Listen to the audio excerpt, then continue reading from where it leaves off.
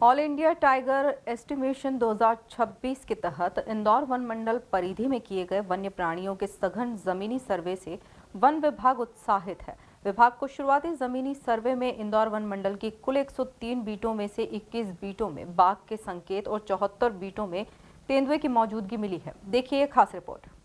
Indore one मंडल का क्षेत्र अब वन्य जीवों की मौजूदगी के मामले में भी मजबूत होता दिखाई दे रहा है। इंदौर के वन क्षेत्र में तेंदुओं की मौजूदगी मजबूत स्थिति में आ पहुंची है, तो वहीं बाघों की सीमित लेकिन महत्वपूर्ण गतिविधि सर्वे में सामने आई है। इंदौर वन मंडल में हुए ताजा सर्वे में चोरल वन क्षेत्र की 33 में से 18 बीटों में बाघ के संकेत और सभी 33 बीटों में तेंदुए की मौजूदगी दर्ज की गई है। इसी तरह इंदौर रेंज की 26 बीटों में से एक बीट में बाघ के संकेत तो 15 बीटों में तेंदुए की मौजूदगी पाई गई। इसी तरह महू रेंज की 20 बीटों में से 2 बीटों में बाघों की हलचल और 15 बीटों में तेंदुए की मौजूदगी पाई गई है। अब अपडेट बहुत ही अच्छा है। अगर आप आंकड़े ऑल इंडिया अखिल भारतीय बाघ गणना के 2026, 2000 इससे पूर्व 2022, उससे पूर्व 2018 के आंकड़ों को देखेंगे तो इसमें देखेंगे जो बाघ के जो इनडायरेक्ट साइंस मिले हैं हमें बीटों में, वो में बहुत बढ़ोतरी हुई है। अगर मैं बताऊंगा कि 2018 में बाघ की बात करें तो बाघ के एक भी साक्ष्य नहीं मिले थे, जबकि 2022 में देखेंगे तो 16 हमारी बीटें ऐसी थीं जहां बाघ के पग मार्क्स मिले थे, साक्ष्य मिले थे। और यही देखेंगे अगर हम 2026 की बात करेंगे तो 21 बीटों में बाघ के मिले थे, पग मार्क्स मिले थे। तो कहीं ना कहीं ये दर्शाता है बड़ा पॉजिटिव रुख। अगर तेंदुओं की बात करें, तेंदुओं में भी यही हुआ है कि पहले 2018 में 49 उनके पग मार्क्स मिले थे।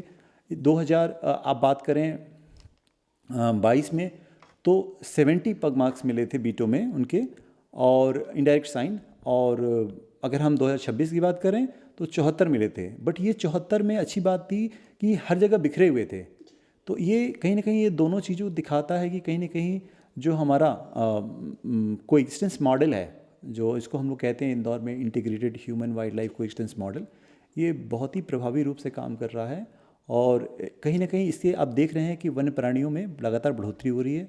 अब चुनौती ये है कि समाज को ये समझने की आवश्यकता है कि हमारे पास जो भौगोलिक क्षेत्र है बहुत ही सीमित है और कहीं ना कहीं हमें कोएक्जिस्टेंस को समझना बहुत ज़रूरी है कि यही क्षेत्र कहीं ना कहीं तेंदुओं द्वारा भी घूमा जा रहा है, यही मानव के द्वारा वहाँ कृषि कार्य भी किए जा रहे हैं।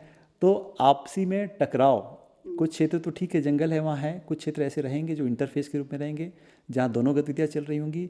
तो हम लोगों को कहीं ना कहीं कोएक्जिस्टेंस मॉडल में समझना पड़ेगा। उदाहरण के लिए मैं बताना चाहूँगा कि जैसे कहीं भी एक आपको कोई वन्य प्राणी दिख गया तो लोग पैनिक होकर तुरंत कहते हैं रेस्क्यू कीजिए, रेस्क्यू कीजिए। एक सांप दिख गया, रेस्क्यू कीजिए, रेस्क्यू कीजिए।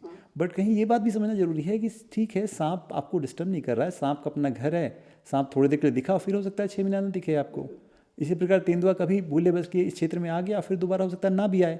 तो हर साइटिंग रेस्क्यू हो जाए ये ज़रूरी नहीं है। तो इसके लिए थोड़ा सा संयम चाहिए, थोड़ा सा हम लोग को सावधानी चाहिए। हम लोग ये नहीं कह रहे हैं कि आप उसको रेस्क्यू नहीं करेंगे, बट हाँ उनकी प्रीपोंडेंस बढ़ जाए, लगातार उनको दिखाए और हमें और आपको ये महसूस जाए कि एब्सोल्यूट स्तर पे खतरे की स्थिति बन गई है। तब हमारा कोएक्जिस्टेंस मॉडल ये कहता है कि हमें तत्काल जाके उसको नियमन प्रोटोकॉल लेके, मुख्यालय से परमिशन लेके उसको रेस्क्यू कर लेना चाहिए। तो ये है। तो ओवरऑल मैं ये कहना चाहूँगा कि इंदौर का जंगल डिस्पाइट कि जंगलों पर बहुत जैविक दबाव है, बहुत सी योजनाएं हैं जिसमें पेड़ भी जा रहे हैं, बहुत से वृक्षारोपण भी यहाँ समाज बढ़ के कर रहा है। 51 लाख के रोपण होते हैं, विभाग बहुत बड़ा रोपण करता है। इस सभी के तारतम्य में यही कहना चाहूँगा कि फिर इसके बाद भी हमारे वन्य प्राणियों की साक्ष्य, खासकर बाघ और तेंदुआ की साक्ष्यों में लगातार बढ़ोतरी आ रही है। तो कहीं ना कहीं ये सूचक है कि कहीं ना कहीं समाज वेलकम कर रहा है जैव विविधता को, वन्य प्राणियों के संरक्षण को। तभी ये संभव हो पा रहा है, क्योंकि इतने तनाव के बाद, इतने दबाव के बाद भी, इतनी परिस्थितियों के बाद भी अगर हमारे वन्य प्राणियों में लगातार बढ़ाव हो रहा है, ये दिखा रहा है कि सिर्फ वन विभाग ही नहीं, पूरा समाज ही मिलजुल के बहुत ही अच्छा काम कर रहा है, जिससे कि हम इस कोएक्जिस्टेंस की ब्यूटी को समझ पा रहे हैं और हम इसको सपोर्ट कर रहे हैं। डीएफओ प्रदीप मिश्रा ने यह भी कहा कि यह ताज़ा आंकड़े एक मजबूत संकेत दे रहे हैं। वन विभाग की टीम ने हर बीट में जमीनी सर्वे किया है। अब इस सर्वे के बाद इंदौर में बनने वाला डेटा सटीक और तथ्यपरक अपडेट रहेगा। Bureau report, MP news, Indore.